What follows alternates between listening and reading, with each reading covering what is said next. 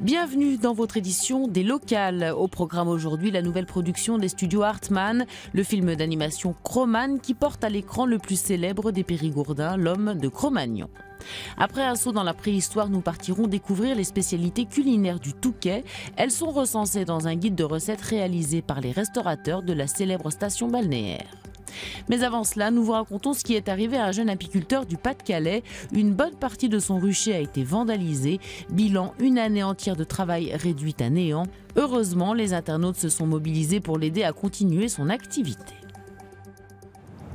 Des ruches brûlées, des abeilles calcinées, figées dans les cendres et le miel.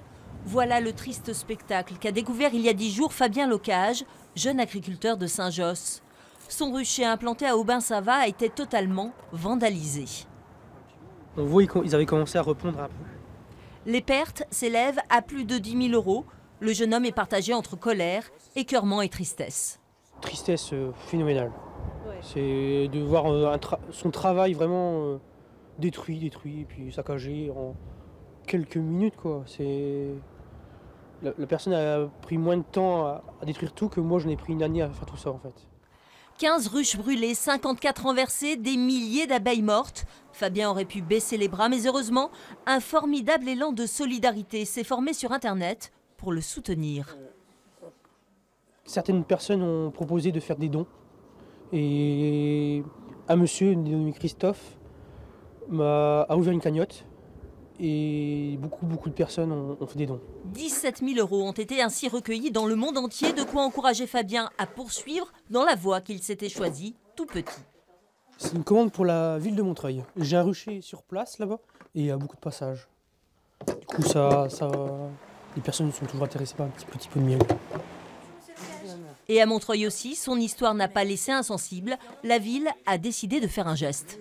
Ou on l'aidera financièrement, ou on l'aidera en lui concédant un terrain, un peu plus de foncier dans les remparts.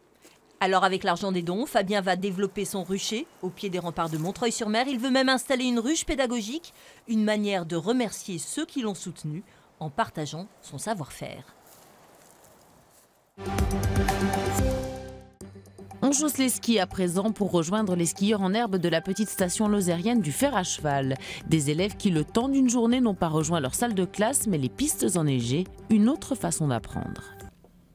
Moins de 5 minutes de bus et déjà les pistes enneigées.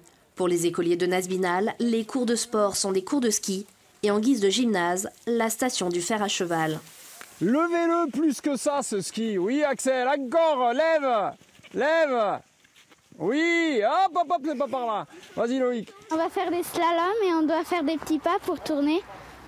Et il faut rester concentré parce que sinon on tombe. Mon préféré activité, c'est les descentes. Parce que ça glisse mieux, mais on tombe plus souvent. Au programme, raquettes pour les maternelles et pour les plus grands, ski de fond. Ça les soude, puisqu'ils sont obligés de travailler ensemble. Ils sont tous dans la même galère, entre guillemets. Puisque certains sont doués, d'autres ne sont pas doués. Là, il n'y a plus de niveau d'âge, il n'y a plus de difficultés scolaires, ça n'a plus rien à voir. Donc pour ça, c'est aussi intéressant. Sur les hauteurs de l'Aubrac, la station du Fer à Cheval, c'est 6 pistes de ski et une seule remontée mécanique. Elle est entièrement gérée par la mairie, 2 salariés et des bénévoles. C'est l'un de ses secrets pour un budget de fonctionnement équilibré. Peut-être sur le fonctionnement, ça a diminué, mais par contre, pour investir, on est de plus en plus aidé. Donc non, je considère que c'est pas vraiment, ça coûte pas cher à la commune. De toute façon, notre façon de fonctionner permet de relativiser, d'adoucir les coûts et tout. Donc nous, on a une station qui tourne, elle n'a pas de déficit. Une station qui tourne sur 4 saisons. Quand la neige se fait rare, c'est au tour des passionnés de VTT et d'acrobranche d'en profiter. En moyenne, le Fer à Cheval n'ouvre son domaine skiable qu'1 mois et demi par an. Les restaurateurs du Touquet partagent leurs secrets culinaires dans un guide de recettes locales. Un concentré de savoir-faire offert gracieusement aux clients. Objectif que le Touquet, destination touristique, devienne aussi une destination gastronomique. Au menu ce soir, dans ce restaurant du Touquet, des crustacés, du cabillaud, du bœuf, beaucoup de produits locaux. Là, je travaille le crabe de Dressel. Et je les cuis pour spécialement après en faire une recette avec un tartare et je remets les étrilles, justement des étrilles de Dressel. Pour mettre la cuisine de la ville en valeur, lui et 28 autres restaurateurs du Touquet ont écrit un guide de recettes, tous ensemble. Montrer aux gens qu'on cuisine, qu'on partage, et en même temps les recettes, voilà, aujourd'hui on les donne facilement, on garde plus ces recettes comme avant, chacun pour soi, quoi. Et puis se connaître entre nous, les chefs cuisiniers, partager nos recettes, les partager aux clients.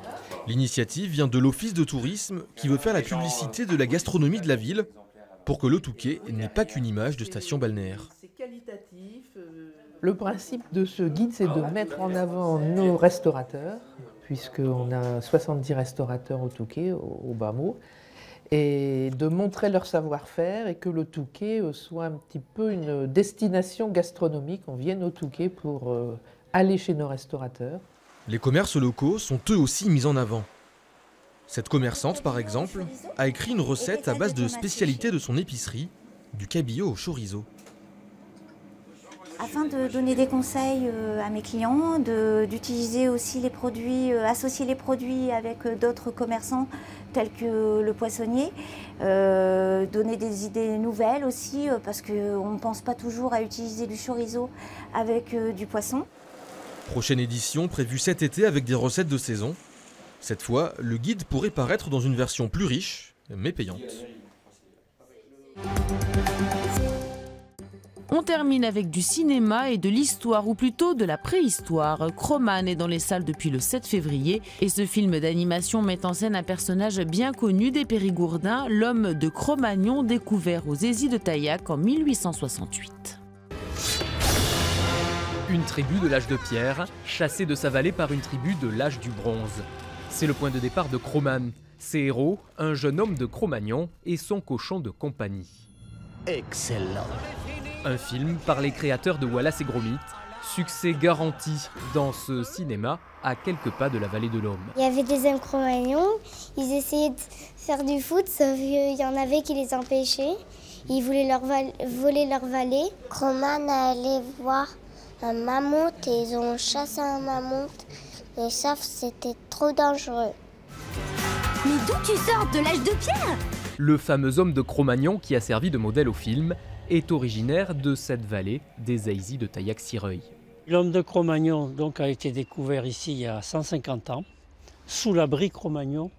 En fait, c'est le nom de l'abri et le nom du propriétaire de l'époque de cet abri, M. Magnon.